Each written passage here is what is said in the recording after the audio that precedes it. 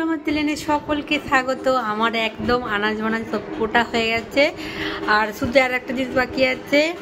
যেহেতু চালটা ছাড়াতে অনেকটাই দেরি হবে, সেজন্য চালটাটা পরে ছাড়াবো। আর অনেকটা যেহেতু বেলা হয়ে গেছে, সেজন্য রান্নাবান্নাগুলো ঝটপট করে আমি ছেড়ে নিচ্ছি। আর কি আমি আনাজ কেটেছি অবশ্যই বন্ধুকে দেখাচ্ছি।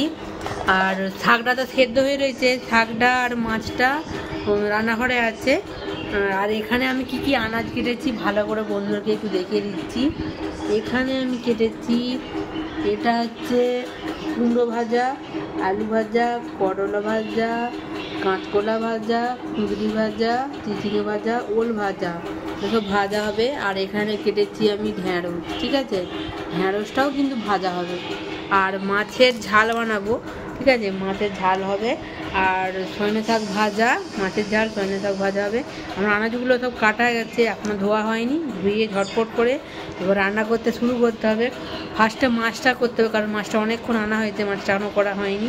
আমি সেগুলো কাটছিলাম, যেহেতু কচি মানুষ সব স্কুলে চলে গেছে, এবার আমি ঘরে একাই রয়েছি, আর একা হাতে সব কিছু করছি না। এগুলো সব নিজেদের কেটেছি, অল্প অল্প করে সব কেটে নিয়েছি। এগুলো ভালো করে ধুয়ে এবারে ভাজতে রাখবো। আমার আনাজটা পুরো কমপ্লিট হয়ে গেছে, এরপরে রান্না করতে শুরু করে দেবো। গ্যাসটা তুলে সব মুছে ফেলেছি, যে কড়াই একদম রেডি করে ফেলেছি। উনুনে করতে গেলে অনেকটাই টাইম লেগে যাবে, যেহেতু বৃষ্টি হচ্ছিলো, উনুনশালটায় পুরো জল পড়ে পুরো কাদা হয়ে গেছে একবারে। তবু ভালো করে পরিষ্কার করে রাতা দিয়ে দিয়েছি। আর এটা হচ্ছে মায়ের প্রসাদ, বিজানা হয়ে রয়েছে। কচি মানারে এলে বিকালবেলা খাওয়া হবে। আনাজটা আমার একদম কমপ্লিট হয়ে গেছে, ধোয়া আর করতে হবে, রান্নাবান্নাও করতে হবে, অনেকটা দেরি হয়ে গেছে।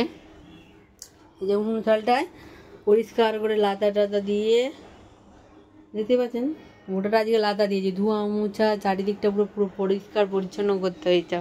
সকাল থেকে উঠে করে যাচ্ছি ডান দিকে।